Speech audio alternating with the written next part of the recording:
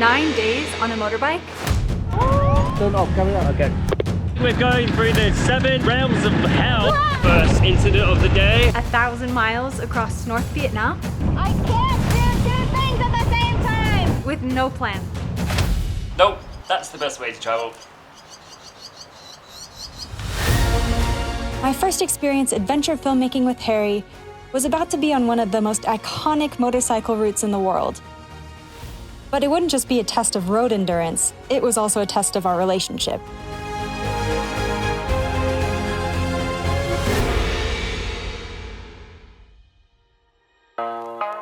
Hanoi, the cultural and culinary capital of Vietnam, and our first mission, acquire transport in the style of our favorite show, The Grand Tour.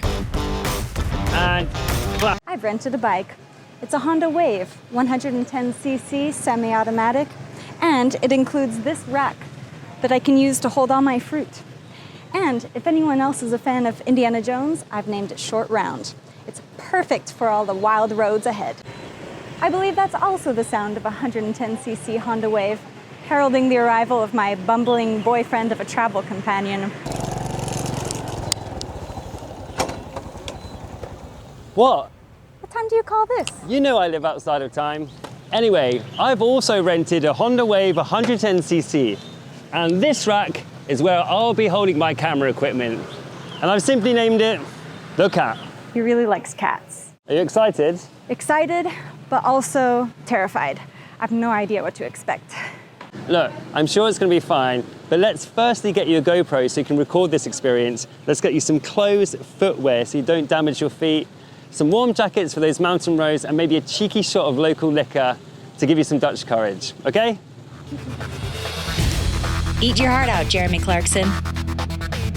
After test driving our motorbikes in Hanoi's rush hour traffic, we made our way west towards a very rural region of the country to start our big excursion.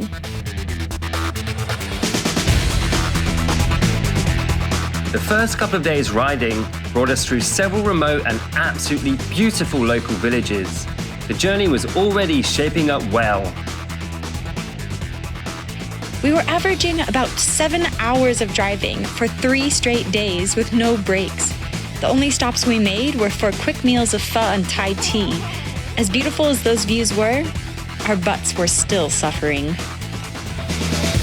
Finally, we made it to our first big milestone of the trip, the farm-covered highlands of Sapa, where we had heard there might be nice places to camp and take a needed rest from our motorbike seats. Little did we know, we were about to stumble into a kid's birthday party in the village. The family was so generous to share their birthday feast and bowls of beer with us as we spent time chatting around the table. Happy birthday! How are you feeling? So delighted with what we stumbled into today. We just kind of walked into a house. Well, Harrie walked into a house and asked about local homestays, and we got invited to a birthday party. So now we're here with the family, enjoying lunch. The family was so generous to share their birthday feast and bowls of beer with us as we spent time chatting around the table. We found out that many people in this village walk 15 kilometers to the nearby tourist town every day to sell their handmade crafts. I'd better quit whining about being tired from our journey thus far. Talk about endurance. After our new friends at the house party got us tips on local beers, we continued onward to find a site to pitch our tent before exploring more of those glorious rice terraces.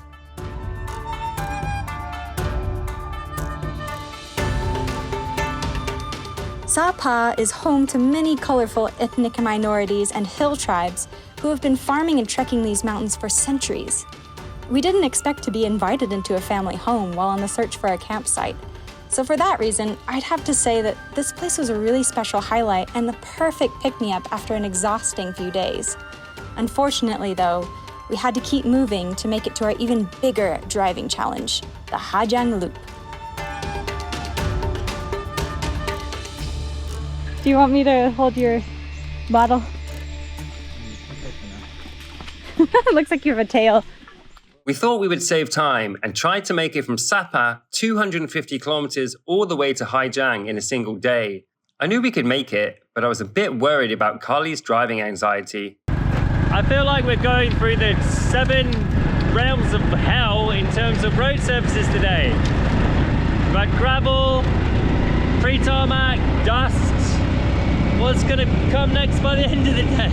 So I've been just driving and ruminating on all these dark, anxious thoughts, and that's really hard. I was not in a good headspace going into that day, so inevitably, You're right. I had my first moto crash. Just before the start of the infamous Ha Giang loop, my driving confidence hit an all-time low. We're gonna park the bikes now. We can just park them over there. Okay.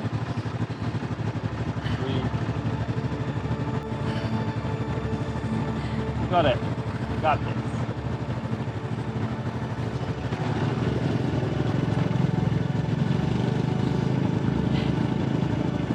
What doesn't kill you makes you stronger. This trip is kind of a face your fear sort of trip for me, and I didn't think it would be. Because in my mind, I'm really confident driving a motorbike. I've been for many years now, and just fighting that fear. And not just driving, but like putting myself in situations that are just slightly outside my comfort zone. Like filming myself is another thing that I'm still getting used to, so it's scary. Guess I still have some work to do on the anxiety thing. Anyway. Vietnam's northernmost province of Ha Giang is a geological masterpiece. A vast playground of granite and limestone peaks jutting from the ground like giant stalagmites. This unique terrain is difficult for farming, but very lucrative for mining in all those jagged rocks. The history of this province goes centuries back, with early tribes occupying the land up to 20,000 years ago based on archaeological findings. It's truly prehistoric. This is helping rebuild my confidence a bit. Despite my anxieties, the absolute splendor of the mountains, the kindness of the people, and the deliciousness of the food was starting to melt away the stress. Once we had zigzagged our way into the depths of Ha Giang province, we arrived in a picturesque rural village called Du Gia to find a nice hill to pitch our tent on. And as luck would have it, So we just came across a homestay that Harrie found on maps. And since their main building is under construction, they're allowing us to camp here outside. This dramatic and picturesque village is home to the Tay ethnic minority, who are known to build wooden stilt houses. We could feel the warm friendliness in the village as we explored the area. And of course, Harrie bonded with a group of boys at the local watering hole.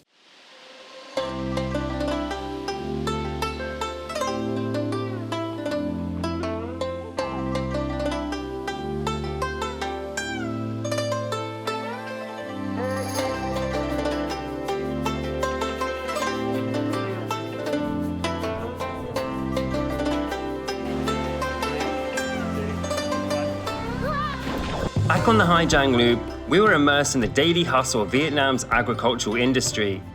You'll find the markets as vibrant and as flourishing as any. During our brief stopovers, we ambled through local markets, shopping for Carly's daily fruit supply, and waving at the bewildered children. Then, of course, back on the bike saddle again. Also, look at this road that we're driving right now. One wrong turn, and you're dead.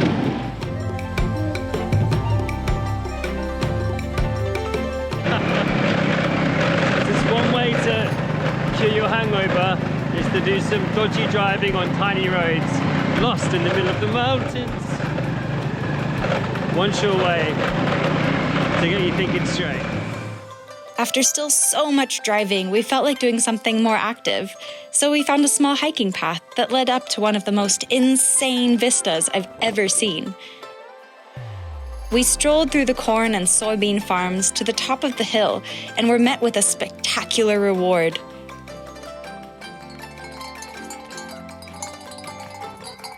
But it wasn't all fun and games for everyone. Oh, okay, I've dropped the transmitter for the microphone. All the microphones that I've only just bought at the beginning of this trip. So, Meanwhile, on my alternative route, I was unaware of Harrie's hardships. Harrie led us to some random footpath that brought us to a sheer cliff, and we almost fell off the other side, when in the first place I wanted to walk up this trail, which makes so much more sense. I have no idea if I'm going to be able to find these or not. Oh God. A trail that's already been mapped out for you. But Harrie insisted we take the more adventurous route, and I can't find him anymore.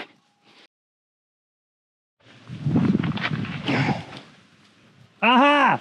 Ah! Yes!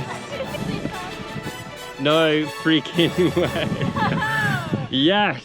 As we made our way through more mountain villages from the Ha Giang route back to Hanoi, we were reminded of the prevalence of Vietnam's police force. We thought that would be cleared to continue our drive after a few checks, but we were wrong.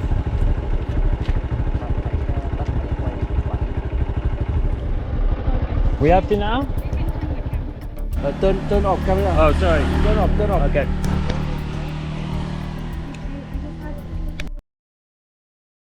So Carly just, I don't know if it was fake tears or real tears, I'm not sure. It was a bit of both. A bit of both. But it was really sweet. He actually let us off and he didn't take any of our money. I think when he saw that I was really stressed out. Yeah. He was like, that's nice though. I mean, to be fair, in our country we have to have an international license, so they're just doing their job, really. Yeah. I think we should record this after we've pulled over because it's kind of dangerous to do this. True, okay. Right. Let's go. We plodded on, thinking that run-in was the last of our problems as this trip was wrapping up.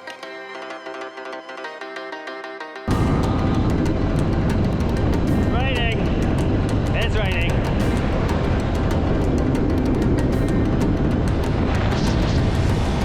It's cold now. I wish I had my coat on. And it's bloody windy. I wonder what Carly's thinking behind. Now this is sliding off your bike territory.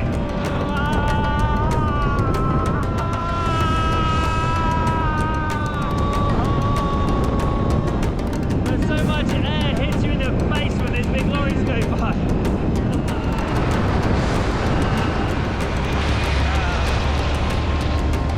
In the motorway now. And so, after 9 difficult yet extraordinary days, we made it back to Hanoi in one piece. Kind of. And we figured out the best way to celebrate would be a night on the town.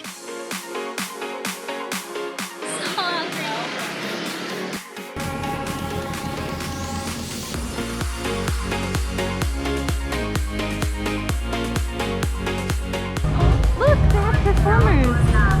We've been led to an elevator and told to go to the second floor. The last person who went to the center.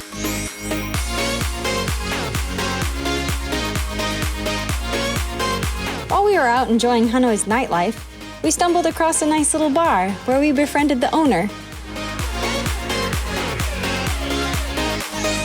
My main job is architect.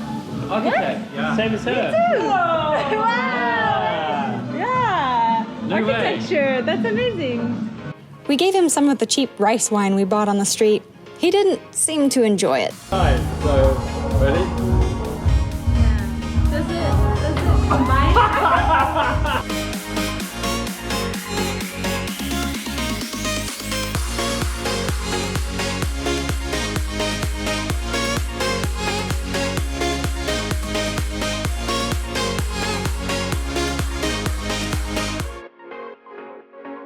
Well, there you have it, folks.